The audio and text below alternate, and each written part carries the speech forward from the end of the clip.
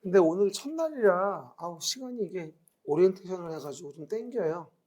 그래서 한 연화무시 될 것 같지 않아요? 그렇죠? 10시 정도?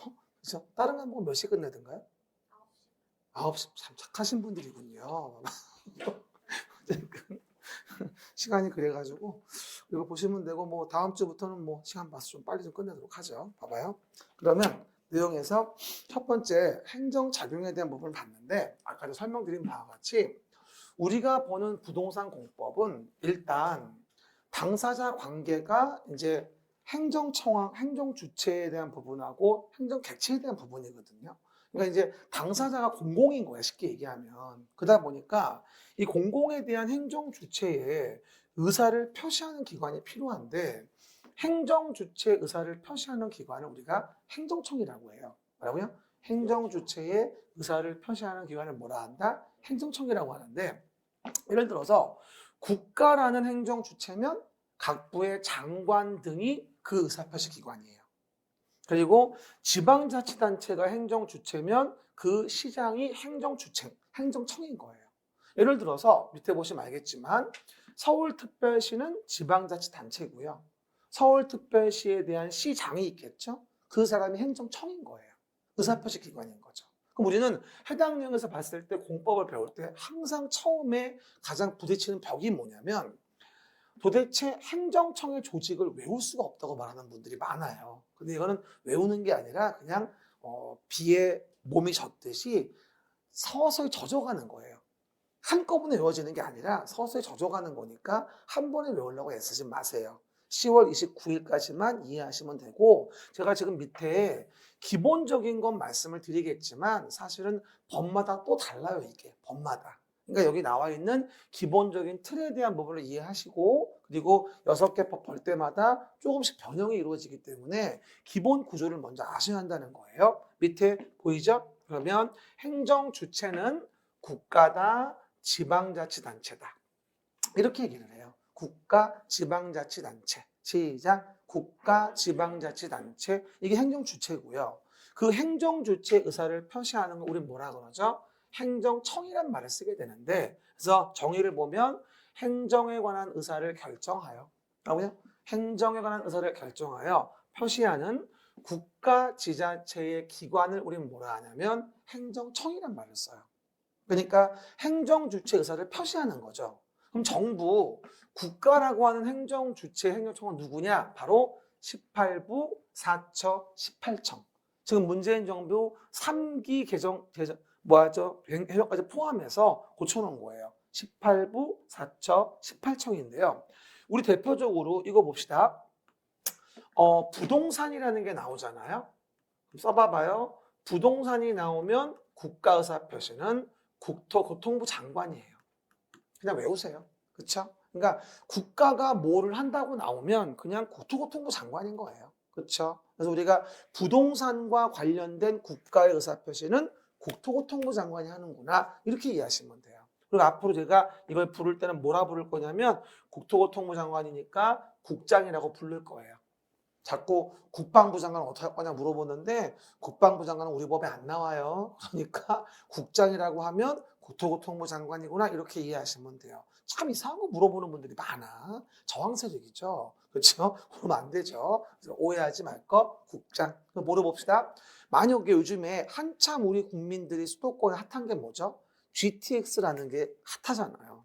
그러면 수원에서 덕천까지 올라가는 북쪽으로 GTX C라인이 있어요. 그렇죠? 이걸 국가계획 차원으로 한대요. 그럼 누가 시행할까요?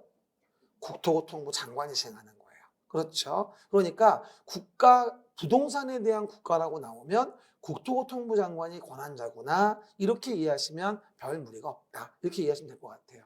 그래서 항상 우리는 부동산 공법 공부할 때 국가가 뭐를 해요? 그러면 국토교통부 장관. 이거 말고도 농지 나오면 농림축산식품부 장관.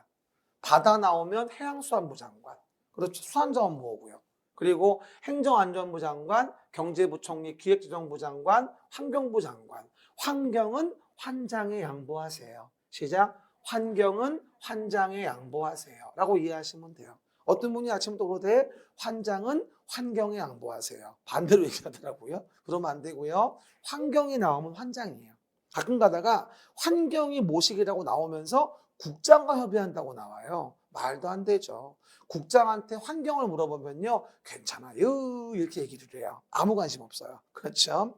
환장한테 얘기해야지 심각성을 받아들이지. 근데 항상 국장과 환장은 싸워요. 그렇죠? 국장은 개발하려고 그러고 환장은 안 된다고 그러고. 그러니까 환장하는 거예요. 맨날 한 소리가. 그게 원래 보통 기본적인 맥락이거든요. 그 정도만 이해하시면 되고요. 나머지 볼 거 없어요. 우리가 무슨 뭐 공무원 시험 보는 것도 아니고 뭐 18부 4처 18정 3기 내각까지 다 봐야 됩니까? 필요 없어요. 됐고요. 중요한 건 이겁니다. 지방자치단체입니다. 봐봐요. 지방자치단체.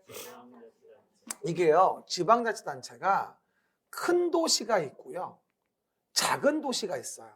그래서 광역자치단체, 기초자치단체. 그래서 이렇게 얘기를 하거든요. 여러분이 이걸 많이 어려워들 하시더라고요. 이거를 보통. 근데 봐봐요. 요거를 이해할 때 일단 요거를 좀 형화편을 쫙 거볼게요. 일단 시도지사라는 말이 있어요. 일단 뭐라고요? 시도지사. 이게 광역자치단체예요.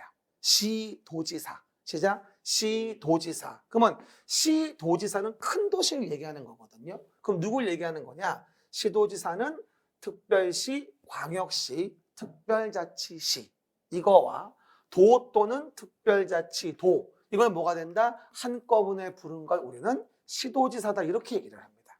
그렇죠? 그래서 앞으로 조문이 이러고 나올 거예요. 특별시, 광역시, 특별자치시, 도 또는 특별자치도 이래놓고 이하 시도지사라 한다 이러고 나와요.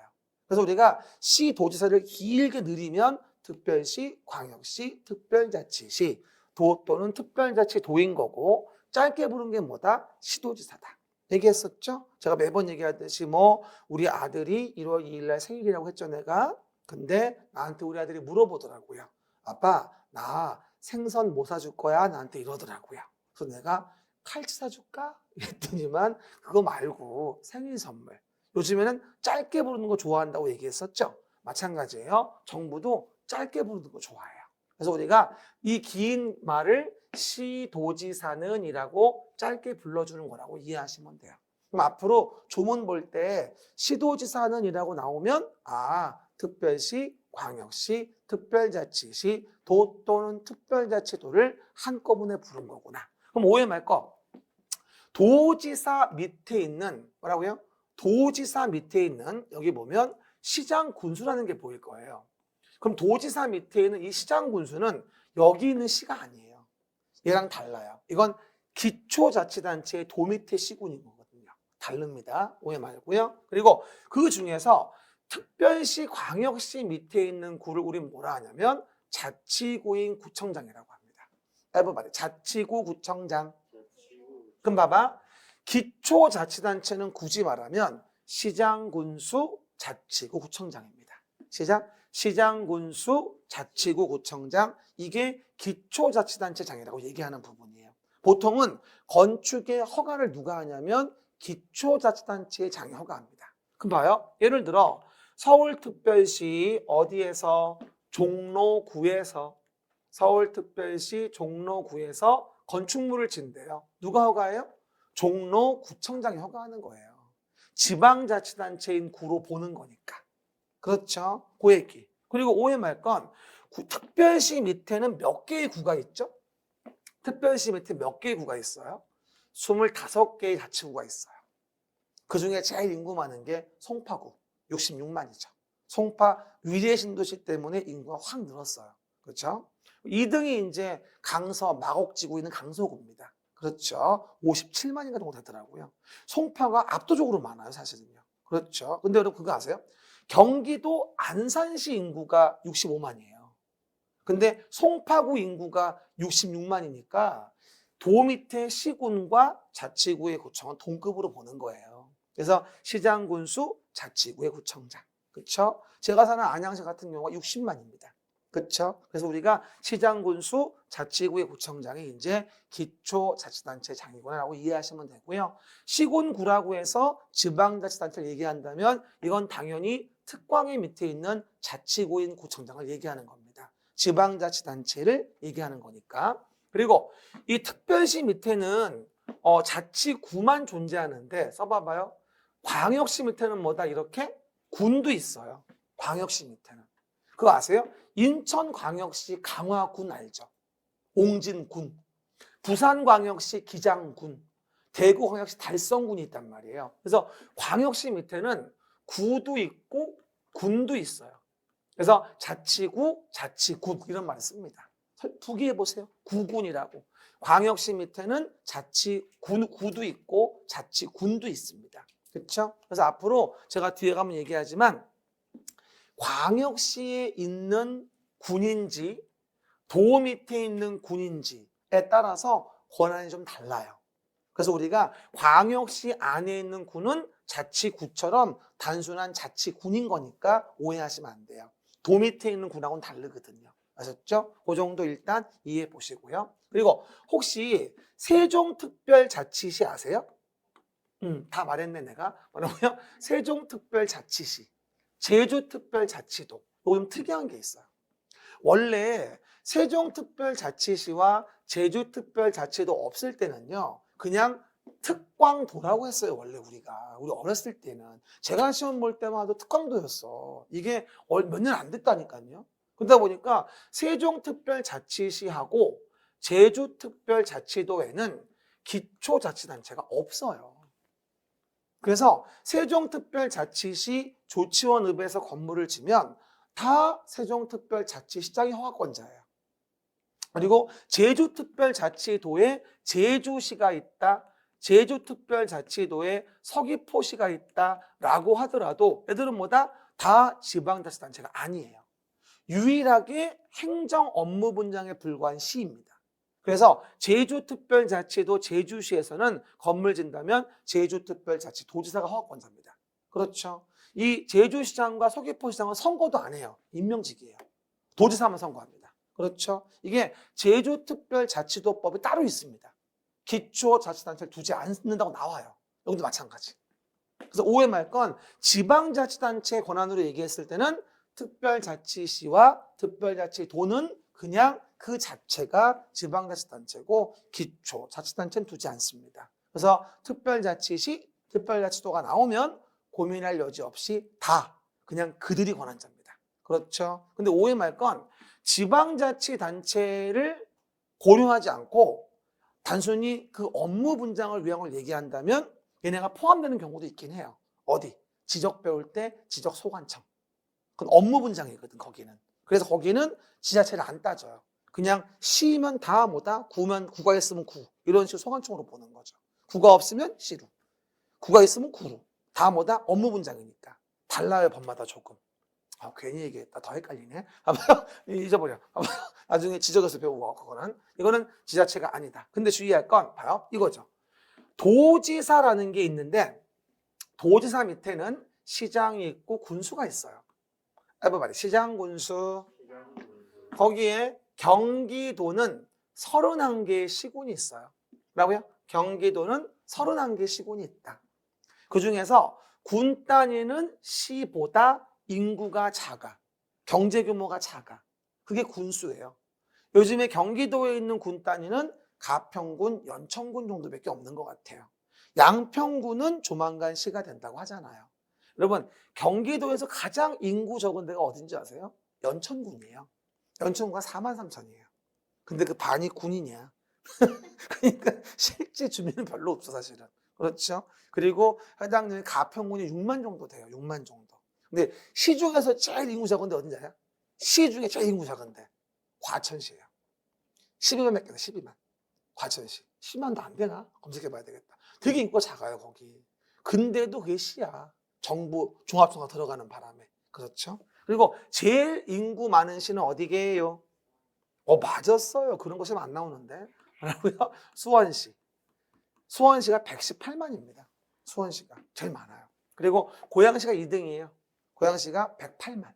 그 다음에 용인시가 3등입니다. 103만. 그리고 성남시가 93만이에요. 이 네 가지가 1, 2, 3, 4예요. 1, 2, 3, 4, 버블. 버블. 사과드려요. 어쨌든 그래서 보시는 바같이 보면 됩니다. 근데 문제는 뭐냐면 광명시 인구는 30만이거든요. 의정부시 인구는 46만입니다.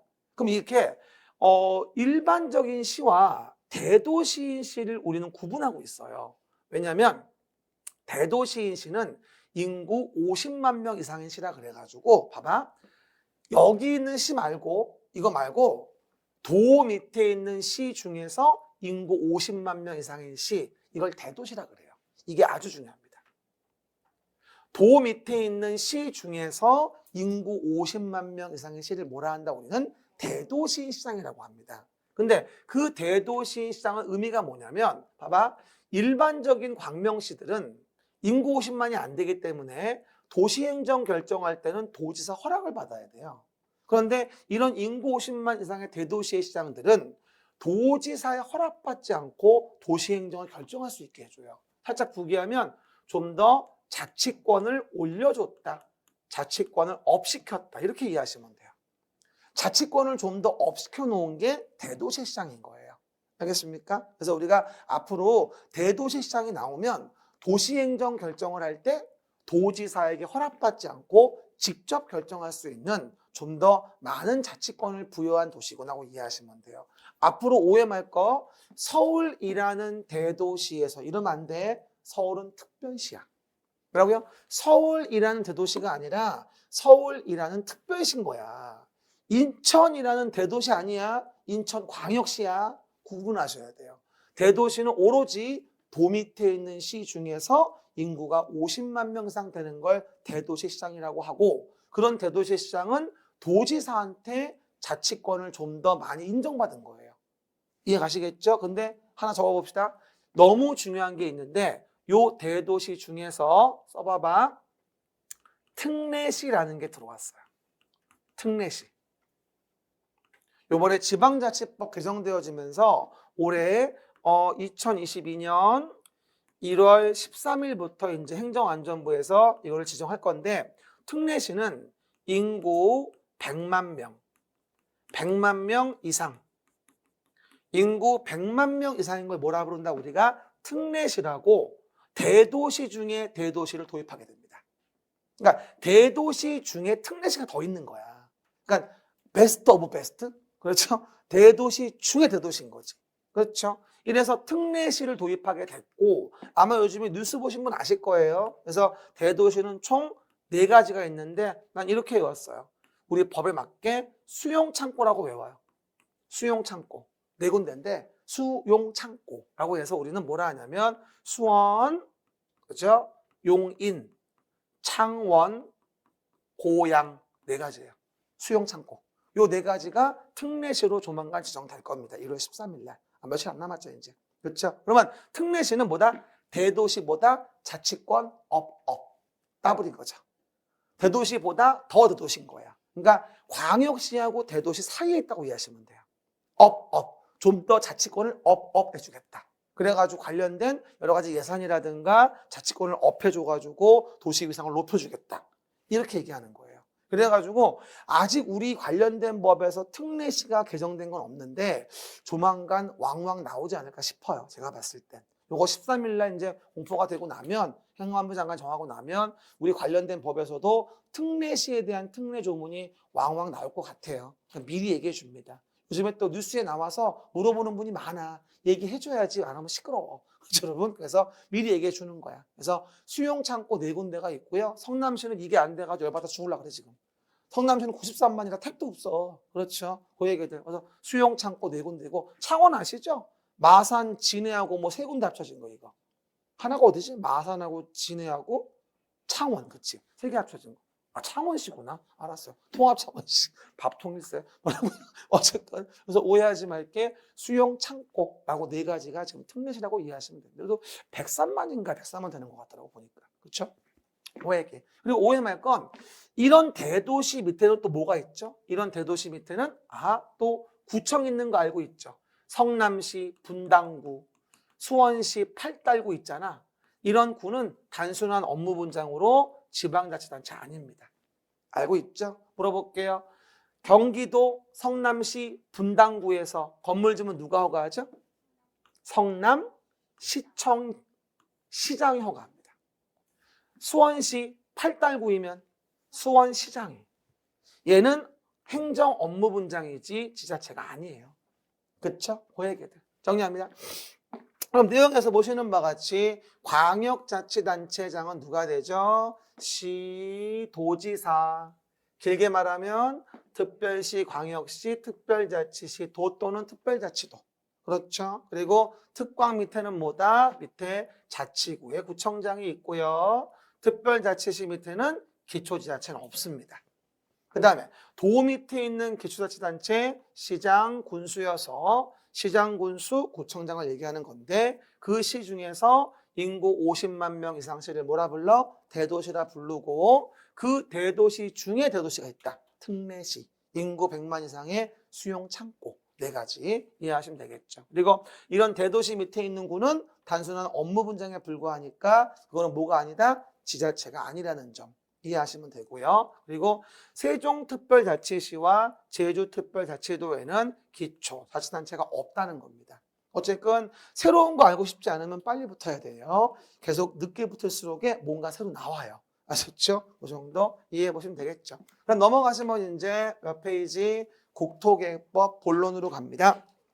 또 눈이 많이 무서워지고 있어요. 두 팔 좀 들어봐요. 목 좀 돌리고. 아이고 죽겠다.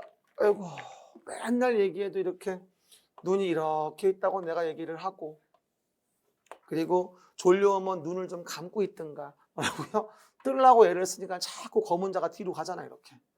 그렇죠? 그래서 앞에서 보기엔 너무 무섭다고 내가 그렇게 얘기를 해도 앉아가지고 좀비가 따로 없어요 진짜.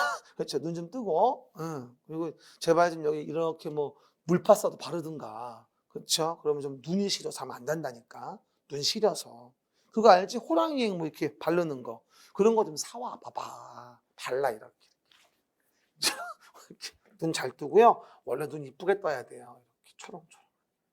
만화에 나오는 것처럼. 그렇죠? 이렇게 보시면 됩니다.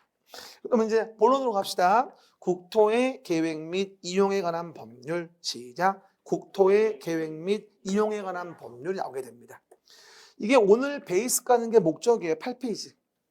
8페이지. 오늘은 이제 베이스 까는 게 목적입니다. 8, 9 펼쳐놓으세요.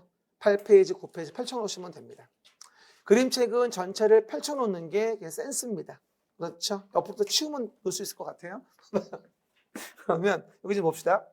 일단 앞에서 법 이름은 얘기했는데 국토를 뭐 하자고 했어요? 제가 계획하자고 했죠? 그러면 국토를 계획하는 목적은 규제. 거봐 이제 이것도 알잖아. 규제도 알고 이제. 그래서 계획이 나오면 규제구나. 시작. 계획이 나오면 규제구나. 부동산 공법은 부동산을 공적인 주체가 규제하려고 만든 법인데 규제의 수단은 계획인 거예요. 그러니까 국토를 계획하자 이용을 규제하기 위해서 이걸 정한 법이 국토의 계획 및 이용에 관한 법률인 것이고 12문제가 나오게 된다고 이해하시면 되겠죠. 전체의 30%인 거예요. 40문제인데 12문제가 나오니까. 그러니까 이 법이 제일 중요하고 솔직히 이게 베이스거든요. 이 법이. 오늘 그걸 알려드리려고 하는 거야. 이게 베이스이기 때문에 계획으로 규제하는 게 뭔가 이걸 모르면 24문제가량을 모르게 돼요. 거의 60%가 됩니다. 사실 따지고 보면. 이거의 베이스에 터잡아 사업을 하기 때문에 이게 거의 60, 70%야. 이 법 자체는 이거밖에 안 나오지만 결국 이 법 관련된 게 24문제거든 원래. 그러니까 60%라고 봐야 돼 사실은. 따지고 본다. 이따 얘기할 거예요. 근데 문제는 국토를 계획한다고 했는데 국토는 너무 넓어서 아까 얘기했지 직접적으로 계획하는 게 어려워요. 그러다 보니 눈 뜨면 이렇게 써봐봐. 우리는 서울시라는 도시에서 서울시장이 도시마다 계획을 만들어서 규제를 가하게 돼요. 이게 뭐다? 관할구역에 대한 뭐다? 도시계획인 거예요. 아까 제가요, 요거 여러분 설명을 드릴 때 여러분 뭐라고 제가 설명을 드렸었냐면은 내용에서 본다 한다면 도시계획이 나왔다. 그러면 절대로 주의하실 건 도시라는 단어에서 인지할 게 있다. 뭐다? 도시라고 나오면 뭐라고? 서울시라는 도시에 대해서 서울시장이 계획을 만들어 규제하려고 하는 거를 보자는 거예요. 그러면 그 계획의 내용이 뭔지를 안다면 무엇으로 규제하려고 하는지를 알 수 있겠지. 무엇을 규제하려고 하는지. 그거 항상 봐봐요. 그리고 봐봐요. 이렇게 해봐요. V하고 이렇게 해봐요. 계획이 나오면 움직이기가 덜 졸려. 계획이 나오면 규제하는구나. 가운데 내리고 규제하는구나. 그리고 어디 만드느냐. 반대로 하면 분위기 이상해져요. 그렇죠? 계획이 나오면 어디에 만드느냐. 어디 만드는데 어디. 시작. 뭘? 계획을 어디에 만드는데. 그럼 계획을 어디에 만드는지를 알면 뭐를 규제하려고 그러는지 알 수 있단 말이야. 그럼 한 번 더 봐봐. 국토를 계획하는 게 목적이야. 규제하려고. 근데 국토가 너무 넓어서 직접 계획이 어려우니까 도시를 단위로 계획을 하자 이 얘기인 거라고. 그러면 도시를 단위로 계획을 해서 관할구역에 대해 계획을 만들게 되고, 그러면 서울시란 도시에서 서울시장이 계획을 만들어 규제를 가한다는 얘기지. 그러면 서울시는 넓어요? 무지 넓어요? 넓어요. 인구 1000만인데 한꺼번에 계획을 하기는 어려워요. 그러다 보니 뭐 하자 우리가? 도시의 스케치를 하는 기본 계획과 기본 계획의 스케치대로 도시를 관리하기 위한 계획을 만들어서 서울시라는 도시를 규제를 하게 돼요.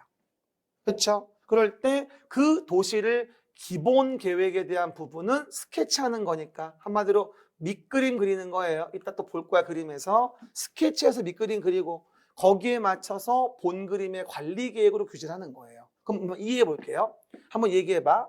서울시라는 도시에서 서울시장이 무조건 도시라고 나오면 서울시란 도시에서 서울시장이 도시의 기본적인 틀을 제시하고자 계획을 만들어 규제를 하고 거기에 맞춰서 서울시란 도시에서 서울시장이 도시를 관리하고자 규제하는 계획이 도시관리계획인 거예요. 말을 외우지 말고 기억을 해요. 도시는 서울시란 도시에서 서울시장이 계획은 규제하려고. 됐죠? 한번 여러분 해볼게요. 이제 기본 계획부터 해봐. 시작. 도시에서 서울시장이 도시의 기본적인 틀을 잡으려고 하는 거야. 그래서 규제하는 게 도시 기본계획. 그럼 기본계획은 이따가 만들 관리계획을 만들기 위한 지침을 제시하는 거지. 그럼 도시관리계획은 서울시란 도시에서 서울시장이 도시를 관리하려고 계획을 만들어 규제하는 거야. 기본계획의 지침을 받아서. 됐지? 그러면 그 도시를 관리하고자 계획을 만들 때 규제하는 내용이 뭐야? 6가지가 있어. 근데 그 중에 하나만 얘기해 주면 요거 기반시설을 설치하려고 그래. 정비하려고 그래. 개량하려고 그래. 그러면 기반시설의 설치, 정비, 개량은 왼쪽으로 가면 여기 만약에 그림을 그려봐. A라고 써봐. 이렇게. A란 장의 토지 위에다가 도로를 만든대. 써봐. 그리고 여기 B란 자의 토지에다 학교를 만든대. 그러면 요 도로나 학교를 만들 때 A라는 B라는 자의 사유지를 뺏어다가 만들어야 될 거 아니야. 그럼 얘들이 순순히 내놓을까? 격렬히 저항할까? 격렬히. 해봐. 격렬히. 격렬히 저항한단 말이야. 그러면 이런 격렬히 저항하는 자 놔두면 망종이 되니까 안 되겠다. 야, 서울시의 도시관리 계획으로 계획하자. 뭐 하려고? 기반시설 설치하려고. 그러면 그 계획을 만들어 결정을 해. 그럼 뭐야? 기반시설이라는 게 계획하여 결정하니까 도시계획 시설이 되어져. 그러면 도시계획 시설 되니까 봐봐. 서울시라는 도시에서 서울시장이 계획하여 결정된 기반시설로 요 계획으로 얘들을 규제하게 돼. 됐지? 그래서 계획으로 규제해서 뺏어다가 쭉쭉 뻗은 길을 만들 수가 있는 거야. 말만 만들어봐. 도시계획시설, 서울시에 대하여 서울시장이 계획하여 결정된 기반시설. 그러면 그 계획으로 소유자를 규제하게 되고 그리고 계획에 의해서 요 도로나 학교를 만드는 거야. 그렇게 하지 않으면 쭉쭉 뻗은 길을 전혀 만들 수가 없어요. 어느 소유자가 순순히 내놓겠어? 말도 안 되는 거지. 이런 계획으로 규제를 하니까 현재 지하철이니 도로니 각종 건물 같은 게 나오는 거지 절대로 이런 게 없으면 규제할 수가 없어요. 사실은요. 가장 대표적인 게 뭐다? 바로 기반시설을 설치, 정비, 개량하는 걸 계획하여 결정한다고 이해하시면 돼요. 이해 가셨죠? 한 번 더 물어봐요. 계획을 왜 만든다고요? 호박 그걸 알잖아. 규제하려고. 그러면 계획은 어디 만드는 걸까? 서울시라는 관할구역에 만들면 그게 도시계획인 거야. 그러면 서울시란 도시에서 서울시장이 계획하여 규제하게 만드는 게 도시계획인 거고, 도시계획은 기본계획으로 밑그림 그리고 관리계획으로 본그림 그리면서 규제한다는 얘기야. 그 대표적인 내용이 도로 등의 기반시설을 설치, 정비, 개량하고자 계획하여 규제한다는 얘기. 그런데 봐봐. 그런데 시작. 그런데 봐봐. 보시는 바와 같이 이렇게 여러 개의 도시에 걸쳐져 있는 길이 있어요. 이렇게. 그러니까 이런 식으로 여러 개 도시에 걸쳐져 있는 길은 서울시장 혼자 감당할 수 있는 게 아니라는 거예요. 그러면 여기 봐요. 서울시를 지나가는 도로가 있고, 여기는 뭐 안양시였고, 여기는 성남시였어요. 이런 식으로 여러 도시에 걸쳐져 있는 길이 있다면 이런 길은 기반시설 중에서도 우린 뭐라 불러? 광역시설이라 불러요. 그럼 기반시설 중에서 서울시의 도시관리 계획으로 계획하여 결정된 건 도시계획설이겠지만, 기반시설 중에서 여러 도시에 걸쳐 공동 이용하는 광역시설이라면, 기반시설이라면 그건 광역시설인 거야. 그러니까 똑같은 도로여도 어떤 절차를 밟냐의 단어가 달라지는 거지. 이해 가셨죠? 요거는 도시계획시설, 이건 광역시설. 그럼 물어봐요. 광역시설은 우리 서울시 혼자 감당할 수 있는 거? 없는 거. 그러면 광역시설을 체계적 정비하기 위하여 광역계획권을 정해요. 광역계획권. 그러면 광역계획권이 이렇게 정해졌으면 광역계획권에 장기 발전망을 제시하는 계획을 우린 광역도시 계획이라 불러요. 제가 하나 팁 드릴게요. 계획을 무조건 떠트려 읽어야 돼요. 계획을 떨겨 읽어라. 그럼 봐봐. 광역도시 계획. 그러면 도시 계획. 그럼 봐봐. 광역도시 계획은 어디 만드는 거야? 광역계획권. 광역계획권이 안 정해지면 만들 이유가 없어. 물어봐. 광역도시 계획은 관할 서울시에 만드는 계획이다.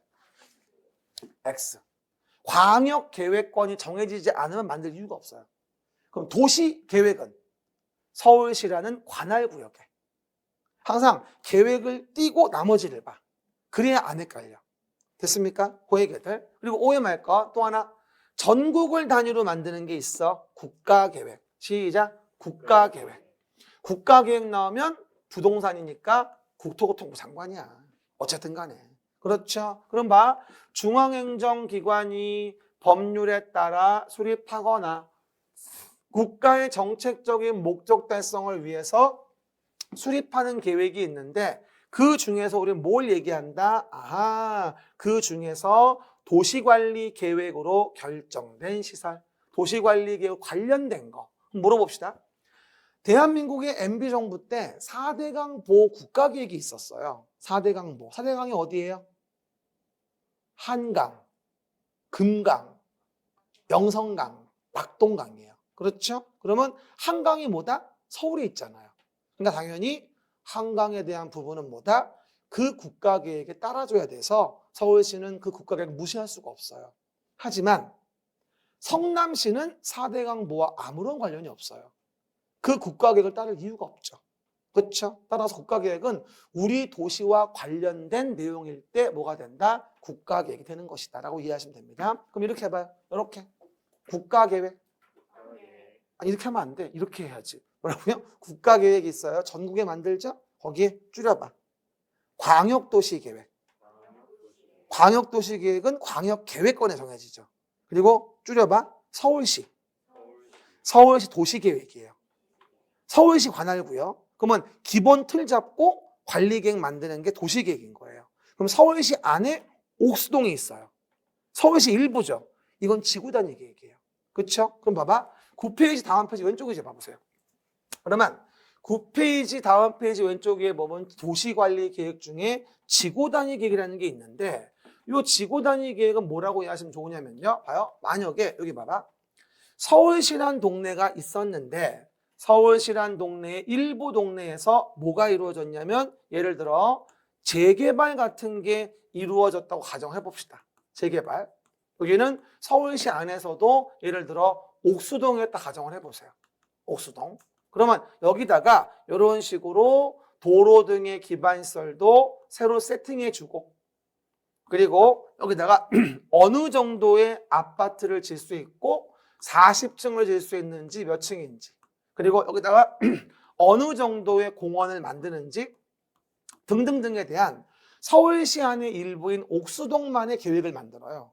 그러면 서울시 안에서 옥수동에만 필요한 도시관리 계획을 만드는데 서울시 전체 만들 이유가 없잖아요. 그래서 서울시의 일부에 만드는 우리는 뭐라 한다? 도시관리 계획을 이걸 지구단위 계획이라고 부릅니다. 해봐봐요. 지구단위 계획. 잘 봐봐요. 도시계획의 수립대상 지역의 일부, 즉 서울시의 일부다 이런 얘기인 거야 지금. 서울시 일부에 대하여 토지 이용을 합리화하고 기능을 증진시키며 미관을 개선하고 양호한 환경을 확보하며 그 지역을 체계적 계획적으로 관리하기 위해 수립하는 뭐다? 도시군 관리계획. 관리계획 중에서도 일부에 만드는 도시관리계획. 우리 뭐라 불러? 이걸 지구단위 계획이라 부른다 이 얘기인 거야 지금. 그렇죠? 그럼 오해하지 말 건 지구단위 계획을 잘 알면 어떻게 할 수 있지? 우리가 요 동네에서 계약서 쓰기가 참 좋은 거야. 의뢰인이 오셨어. 저 재개발에 관심이 많아요. 졸리긴 하지만. 그렇죠? 그래서 여기 재개발 지분 좀 살라고 하는데 소개 좀 해주세요. 이랬단 말이야. 그러면 여기 봐봐. 옥수동에 있는 거 여기 재개발 말이야. 40층이야 지구단위 계획이. 예를 들어서. 그리고 공원도 겁나게 많고 이거 높이 짓게 해줘서 일반 분양이 되게 많어. 옆 단지는 100세대밖에 안 되는데 500세대 일반 분양에 수익이 겁나게 좋아. 얼렁얼렁 써. 애들은 가 어서 계약서 써. 이러면서 꼬시는 거야. 지구단위 계획으로. 그러면 기야. 원더풀. 이러면서 right now 계약서. 돈 송금. 오케이 바리. 그렇죠? 이렇게 하는 거야. 그래서 지구단위 계획의 설명을 잘하면 계약서를 잘 쓸 수 있어요. 근데 지구단위 계획을 먹어버리고 얘기 안 하면 계약서 못 써요. 그냥 뭐야? 좋아. 사. 왜요? 좋다. 사. 좋다니까? 이러면 돼? 밥통이지 완전히. 그렇죠? 지구단위 계획만 잘 설명해도요. 계약 성사율 많이 올라갑니다. 사실은요. 요즘에 서울 시내에서 이런 정비사업이 이루어지는 곳이 500군데 가까워요. 요즘에 또 신속통합에 들어간 것은 또 완전 핫하잖아요. 요즘에 또. 그렇죠? 그래서 그런 것들 이해하시면 돼요. 지구단위 계획. 한번 봐봐요. 그럼 내용에서 봅시다. 그럼 제가 그림 몇 개만 좀 보여줄게요. 제가 이제 이건 교재 없어요. 그냥 칠판 봐요. 그럼 봐요. 이런 식으로 동네가 있는데 우리 주변에 이런 수도권이 우리 주변 동네거든. 이게 지금 주변 동네야 이게. 그러면 눈에 띄는 게 하나 보이는 게 있어. 링이 보이죠? 링. 링딩동 링. 여기. 링이 뭐야? 이거 뭐예요? 고양, 의정부, 남양주, 구리, 하남, 성남, 과천, 광명, 부천, 인천 뭐가 떠올라? 서울 외곽순환도로. 제1 외곽순환도로. 도로만이 안 타고 다니는구나. 봐봐요. 그러면 이런 도로는 서울시 혼자 감당할 수 있는 도로가 아니잖아요. 그러면 이런 도로는 뭐라 불러 우리가? 이런 걸 광역시설이라 부르는 거야. 여러 도시에 걸쳐 이용하는 거니까. 그러면 이런 광역시설은 뭐다? 체계적 정비를 하려면 광역 계획권으로 묶어줄 수밖에 없다는 거지. 그리고 광역 계획권으로 묶어졌으면 거기에 장기 발전 방향을 제시하기 위해서 뭐다? 만드는 계획을 광역도시 계획이란 말을 쓰게 되는 거예요. 뭐라고요? 광역도시 계획. 항상 계획을 얘기할 땐 계획을 떨겨서 외워야 돼. 붙이지 마. 그래야 어디 만드는지 알 수 있어. 항상 계획이 나오면 계획만 떼어서 읽어야 돼. 그래야지 앞에가 뭔지 알 수 있단 말이야. 그러면 광역도시 계획은 광역계획권의 장기 발전 방향 제시하는 계획이구나 라고 알 수 있는 거고, 그래서 외곽순환도로 1번이 만들어진 거고 지금 2번 만들고 있잖아. 더 넓게. 그리고 요즘에 가보면 어디도 있냐면 포천 가는 길 있잖아. 외곽순환도로 구리쯤부터 빠져나와가지고 빠지지. 빠져나가면 좀 가다 보면 포천 가는 길이 나와요. 고속도로가. 쫙 돌아가는 길. 이것도 하나 광역계획권이고. 그 다음에 가다 보면은 부천 쪽 가다 보면 인천으로 빠지는 길이 많죠. 이렇게. 그렇죠? 또 요 광역계획권. 그렇죠? 그리고 뭐가 되어지 요즘엔 또 보면은 봐. GTX라 그래가지고 왜 요즘에 또 이렇게 이런 식으로 수원 쪽에서 덕정까지. 그렇죠? 이런 식으로 GTX 지나가는 것까지 요즘 만들잖아. 이렇게. 다 뭐다? 광역계획권 정해서 광역도시 계획으로 하는 것들이야. 물론 국가계획으로 하는 거니까 거기에 부합하게 만들어줘야 하겠지만. 그렇죠? 그리고 해당령 부분에 그러면 서울시에 대해서 뭘 만들지? 서울시에 대해서 서울시라는 관할구역에 뭘 만들어? 도시계획을 만드는 거야. 도시계획은 뭐 밑그림 그리는 기본계획이 있고 거기에 본그림 그리는 뭐야? 관리계획이 있다는 거지. 그치? 그래서 빨간 거 서울시의 뭐다? 도시계획에 대한 부분으로 서울시의 본원을 규제하는 거지. 그리고 서울시 안에 뭐가 있어? 아까 했던 거 옥수동. 그럼 뭐야? 여기는 그치 지구 단위 계획을 만드는 거야. 서울시 일부에 만드는 계획. 무슨 계획? 지구 단위 계획.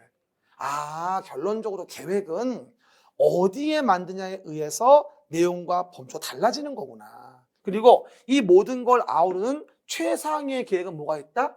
국가계획. 국가계획이 있어. 그럼 국가계획이 존재한다면 여기에 맞춰서 이제 아래에 있는 계획 등은 당연히 만들어줘야지. 광역도시계획이건 도시계획이건 뭐든 간에 상위 계획에 맞게 이루어져야지만이 계획의 일관된 규제가 가능해지는 거예요. 이걸 상위 계획은 뭐라 하든 말든 나대로 할 거야? 이러면 규제가 일관되지 않죠. 그래서 항상 우리가 계획을 보면 국가계획이 있고 광역도시 계획이 있고 도시계획이 있고 우리 옥수동의 지구단위 계획이 있구나. 이런 식으로 계획의 질을 이해하시면 되는 거예요. 이러면 정말 많은 걸 오늘 이해한 거야. 그럼 봐봐. 그 중에서 보시면 도시 기본계획 좀 얘기해 줘 볼게. 봐봐. 이런 식으로 한번 다시 얘기해 봐. 서울시라는 도시에서 시작. 서울시장이 도시란 말이 나오면 서울시란 도시에서 서울시장이 기본적인 틀을 잡아주는 규제를 위한 걸 기본계획이라고 하는 거야. 됐지? 그러면 관할구역이라고 하는 서울시에 대해서 서울시장이 기본이 되어지는 틀을 만드는 규제하는 게 기본계획인데 스케치하는 거지. 그래서 기본이란 말이 나오면 뭐라고 이해하자? 밑그림 그리고 스케치하는 거구나. 본 그림은 아니고. 그렇죠? 그럼 봐봐. 보는 바와 같이 봐. 우리 학원이 어디쯤 있을까? 여기 있네. 도심. 그죠? 청계천 일대. 그죠? 청계천. 그죠? 그리고 여기 뭐 공덕동, 마포구도 있고 용산도 있습니다. 여기서 이런 식으로 일단 4대 생활권은 청량리 등등의 동북 생활권, 동남 생활권으로 영동, 사당, 강남 일대, 잠실, 문정 뭐 등등등 이런 동네. 그리고 뭐가 되죠? 밑에 목동, 뭐하죠? 영등포, 안양천 일대, 뭐하죠? 등등등 사당, 앞까지 뭐다? 서남권, 마곡지구 있는데. 그리고 서북생활권, 뭐다? 상암, 뭐하죠? 해당 내용 공독 이런데 다 뭐다? 서북생활권. 이렇게 4대 생활권에 대한 부분에 구중생활권 등등으로 1도심 5부도심에 대한 중심으로 서울시의 기본 축을 만들어요. 그래서 여기다가 어떻게 인구를 배분할지, 그 다음에 공간 구조를 어떻게 세팅할지 기본적인 세팅을 서울시에서 2040 플랜을 만들어주게 됩니다. 그렇죠? 그러면 거기에 맞춰서 또 뭐가 필요하고 도로축도 세팅해주고 어떻게 가야 할지, 그렇죠? 도로축 세팅해주고 이런 식으로, 그렇죠? 이렇게 할까 저렇게 할까 등등으로 뭐가 된다? 라인을 만들어주게 됩니다. 이런 식으로. 그렇죠? 그래서 기본적인 인구 배분과 공간 구조, 기후변화 대응 등등 여러 가지 이유로 기본 틀을 만들어주면 여기에 맞춰서 이제 뭘 하죠? 이제 도시를 관리하고자 계획을 만들어서 현재 모습을 만들어주게 됩니다.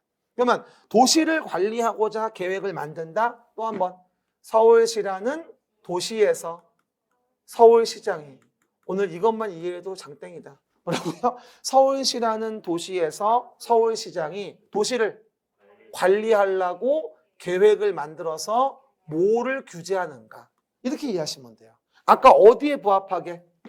기본계획이라 엄마야 기본 계획이라는 걸 뭐다? 지침 삼아서.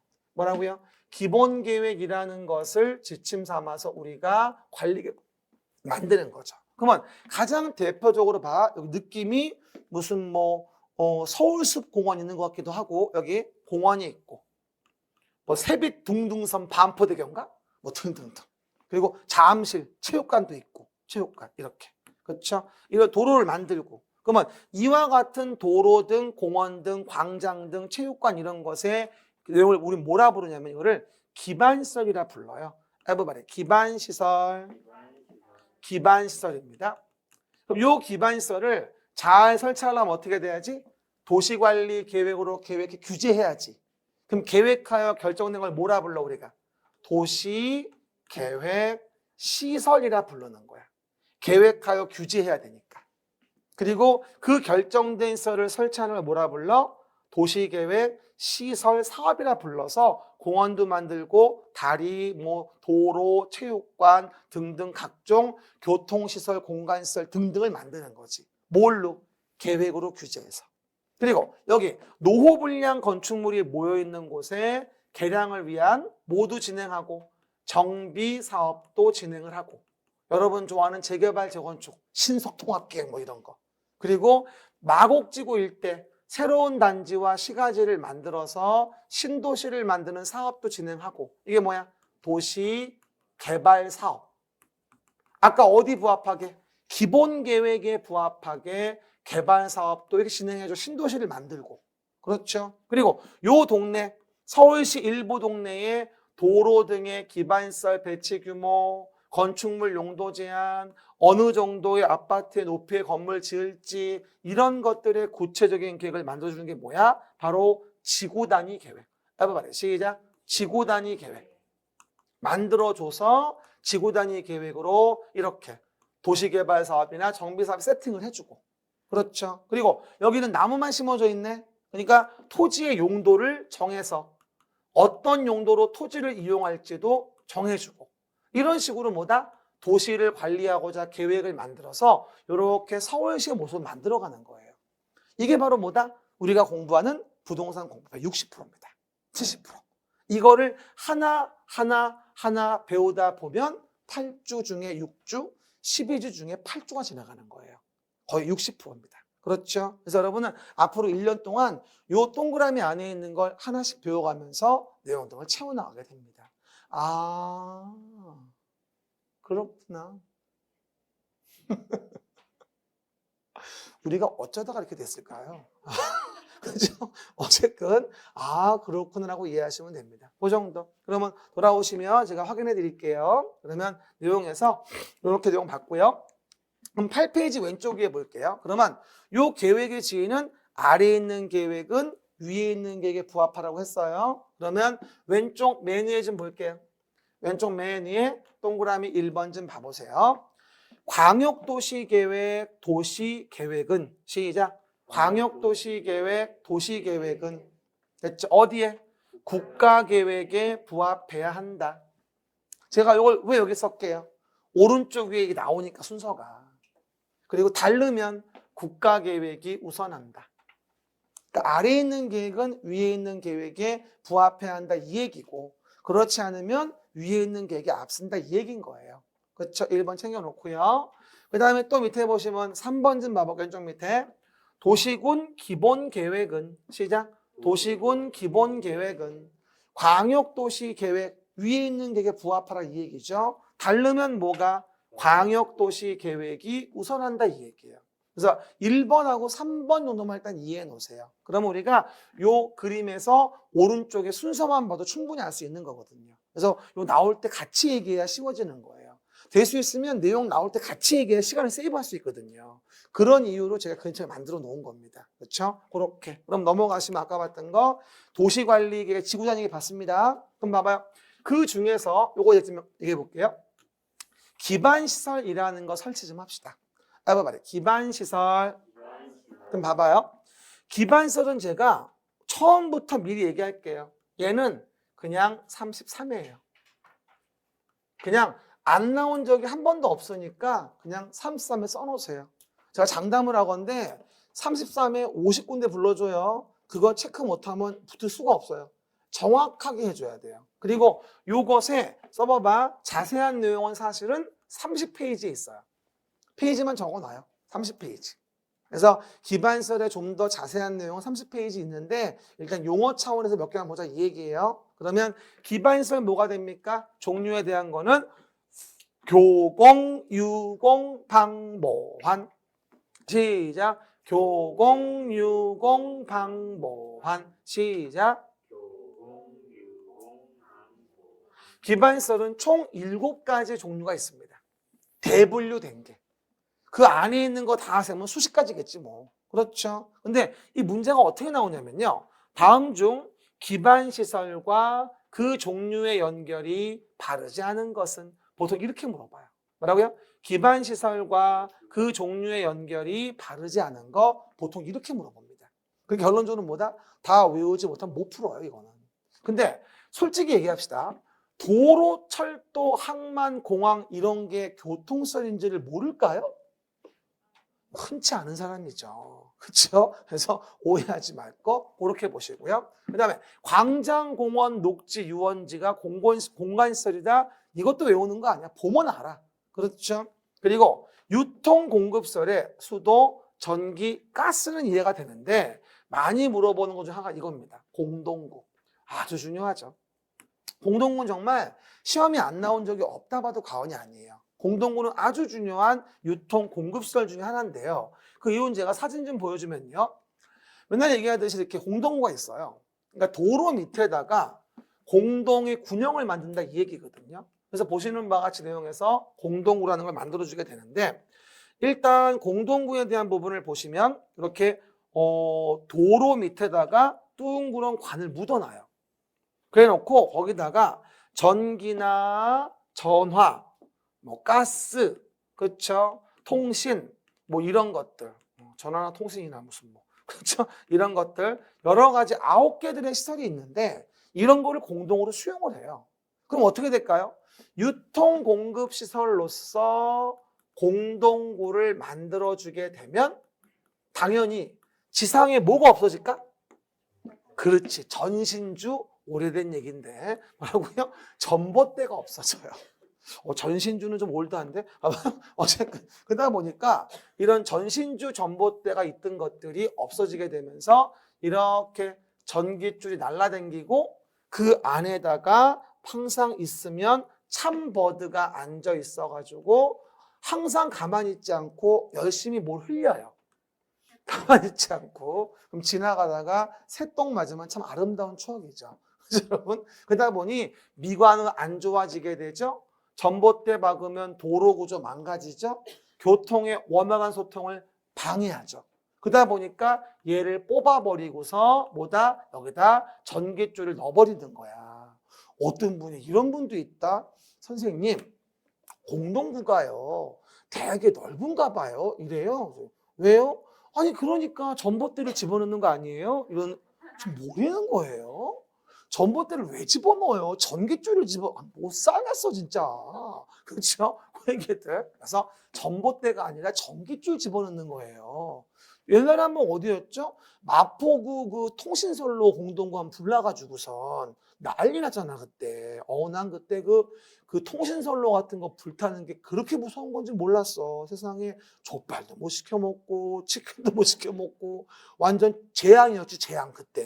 그래서 난 아주 중요하다고 생각해 이제는. 그래서 그 얘기들 공동구에 대한 부분 이거예요. 그래서 이게 유통공급설이고 나중에 뒤에 30페이지 가면 또 공동구의 자세한 내용을 배우게 됩니다. 공동구는 거의 매년 나와요. 이것도 그냥 33회라 봐도 과언이 아니에요. 그리고 이 공동구에 대한 문제에 대한 것들은요. 여기 기반시설 종류는 이 종류 물어보는 거 나오고 플러스해서 공동구를 또 물어봐요. 그러니까 두 문제인 거야 지금 이게 사실은 따지고 보면. 그러니까 기반시설 종류를 물어보면서 공동구를 또 물어본다니까. 두 문제. 이 사소한 내용들에. 그러니까 이런 거를 안 놓치는 게 방법인 거지 막 겁나 어려운 거 아는 게 중요한 게 아니라고. 그런 거 상쓰레기 버리라니까. 몇 개? 10문제 상쓰레기. 뭘 해도 못 맞춰 그거는. 그걸 맞추려고 하는 사람이 이상한 사람인 거야. 안 되는 일이야 그거는. 그죠? 그 얘기. 그리고 공공문화체육설은 학교 등이 있는데 제가 30페이지에 좀 더 자세히 써놨죠. 학교 등. 30페이지 잠깐 봐봐요. 30페이지. 잠깐 보시면 거기 공공문화체육시설에 보시면 공공문화체육시설에 연구시설이니 사회복지시설이니 등등 나오죠. 그런 것도 다 뭐가 되어진다? 공공문화체육시설이에요. 지금은 이제 간단하게 학교 등만 넣어놨지만 자세한 건 30페이지 있으니까 참고하시면 돼요. 돌아옵시다. 그 다음에 방제시설로서 뭐가 있어요? 뭐 하천이라든가 대표적인 게 한강정비 아니겠습니까? 우리 뭐 한강정비 안 했을 때는 다 주변에 다 수몰이었어요. 장마 때만 되면 맨날 안방에서 수영하고 이럴 때 아니었습니까? 지금이야 좋은 동네라고 하지만 그렇죠? 그 얘기들 하천이 대표적인 방제시설이에요. 그리고 유수지도 이제 이게 방제시설인데요. 듣기만 해 쓰지 말고 이게 한문이 뭐냐면 봐 머무를 유자에 물수자에 연못지자예요 이게. 그래서 물이 머무는 연못이라는 얘기인데 하류쯤에 빈 땅을 하나 만들어 가지고 홍수 났을 때 물을 가둬놓을 공간을 만들어 놔요. 이걸 유수지라 그래요. 대표적으로 뭐다 이것도 방제시설이에요. 그리고 저수지도 아주 중요한 농촌 지역의 방제시설이죠. 저수지 진짜 유용하지 않습니까? 머리 정말 좋아. 저수지를 만들어 놓으면 비 많이 왔을 때 물을 모아놓고 나중에 농번기 때 비 많이 안 오면 그걸 쓸 수 있잖아요. 일터 쌍피죠. 그렇죠? 이거 방제시설이죠. 그렇죠? 그래서 보시는 바와 같이 하천, 유수지, 저수지 다 방제시설이고요. 재밌는 거 보건위생시설 시작. 이거 뭐라고 이해하자고? 우리가 생을 마감할 때 쓰는 시설이에요. 생을 마감할 때 쓰는 시설. 장사시설, 도축장, 종합의료시설. 시작. 장사시설, 도축장, 종합의료시설. 장도종이라고 보통 하지 우리가. 근데 어떤 분이 그래요? 아니 쌤 무슨 보건위생시설을 생을 마감하는 시설까지 얘기하면서 얘기합니까? 그냥 외우면 되지 알겠는데 말은 쉬운 것 같은데 이게 하수도를 물어보면 생각이 달라져요. 하수도는 보건위생시설이다? 그래 깨끗해야지. 느낌이 그래 되게 헷갈려. 이게 32의 문제였어 또. 그래서 하수도에서 우리가 생을 마감하지는 않는다 이 얘기야. 그러니까 하수도는 환경기초 이걸 얘기하는 거지 보건위생이 아니라는 거야. 그리고 폐차장 우리가 폐차장에서 생을 마감하지는 않는다. 어떤 분이 그래? 폐차장에서 많이 사망하던데 영화 좀 그만 봐. 그렇죠? 그건 영화고 그렇죠? 폐차장은 환경기초시설이에요. 그리고 오해 말고 폐차장 교통시설 아니에요. 폐차장에서 무슨 교통이 이루어져 개떡이나 차 폐차하면서 기름 같은 거 나와가지고 토지가 오염되는 게 문제인 거지 사실은. 저기 봐봐 미군 부대도 그 옮긴다고 해가지고 조사했더니 아주 뭐 썩은 기름에 뭐에 뭐 몇백 년이 지나도 뭐하죠? 복원되지 않을 만큼의 오염이 심하대잖아. 그래서 거기다가 지금 뭐 걔네 옮기고 나면 여기 홈페이지에다가 무슨 뭐 공원을 만드냐 하는데 내가 봤을 땐 아파트지만 머리 아플 것 같아. 얼마나 많이 파야 되겠어 땅을 갖다 그걸. 나쁜 놈들이 가면 아주 그냥 지네 땅 아니라고 함부로 버리고 다 그냥 쳐가지고 가가지고 그냥 그만 얘기해야지. 어쨌든 그래서 하수도, 폐기물 처리 및 재활용 시설, 특히 빗물 저장 이용 시설. 이것도 환경 기초예요. 한번 나와야 돼 이거. 빗물 함부로 버리는 것보다 잘 활용해서 변기물로 쓴다든가 도로 청소하는 물로 쓴다든가 이러면 정화로 인한 에너지를 덜 쓰겠지. 그게 바로 환경 기초인 거야. 그런 의미에서 빗물 저장 이용 시설도 뭐다? 환경 기초시구나 라고 이해하시면 되고요. 저는 요거 빗물 저장 이용 시설 33회 때 아주 유력하다고 봅니다. 나와야 돼요. 빗물 저장 이용 시설. 이 기반시설 종류만 두세 문제가 나올 때도 많아요. 가장 많이 나올 때 네 문제가 나온 적도 있어요. 관련된 문제로서. 대박이지 완전히 이거. 그죠? 그래서 기반시설 종류 교공유공 방법아니고 봐봐. 요 기반시설을 잘 설치하려면 어떻게 해야 돼? 계획으로 규제하지 않으면 돼, 안 돼? 된다고? 안 돼. 계획으로 규제하지 않으면 설치가 어려워지겠지. 그래서 이 기반시설은 도시관리 계획으로 계획하여 결정을 하거든. 그렇게 계획하여 결정된 게 도시계획시설이야. 그러니까 기반시설 중 도시관리 계획으로 계획하여 결정된 게 도시계획시설. 그리고 그 도시계획시설로 결정이 된 거를 설치, 정비, 개량하는 사업을 도시계획시설 사업이란 말을 쓰게 되는 거예요. 하나 더 물어볼게요. 그러면 도시계획시설로 결정이 안 됐는데 설치합니까? 그러니까 도시계획시설을인 거야, 이게. 여기를 기반시설을 이러고 나오면 안 돼. 잘 봐봐. 전체로 봐볼게. 그럼 봐봐. 일단 기반시설이 계획으로 결정돼서 도시계획설이 되고 그 도시계획설이 되면 설치하는 사업을 하는 거야. 그러니까 도시계획시설 사업이 나올 때 기반시설을 설치하는 사업이라고 나오면 안 돼. 도시계획시설로 결정이 됐으니까 그 시설을 설치하는 사업이 뭐야? 그게 도시계획시설 사업인 거야. 내 말 뜻 이해하시겠죠? 그래서 여기다가 뭐라 쓰면 좋으냐면 도시계획시설 사업 나올 때 뭐라고 하자? 여기다가 기반시설을 이러고 나오면 안 된다는 거야. 실제 몇 번 나왔던 얘기야. 오른손 들어봐요. 기반시설, 도시계획시설, 도시계획시설 사업. 그게 3단계를 이해하셔야 돼요. 그리고 맨 밑에 마지막으로 도시계획 사업 좀 봐봅시다. 에버바디 도시계획 사업. 여기 봐봐요. 그러면 한번 체크해 볼게. 마지막으로 도시는 뭐지? 서울시라는 도시에서 서울시장이 계획하여, 즉 규제해서 하는 사업인 거야. 됐어? 서울시라는 도시에서 서울시장이 계획을 만들어 규제해서 하는 사업이 있어. 세 가지 있지. 시설사업, 방금 본 거 이거. 그 다음에 신도시 만드는 개발사업, 그 다음에 정비사업. 이 세 사업이 뭐야? 도시계획 사업인 거야. 아까 내가 사진 보여줬지?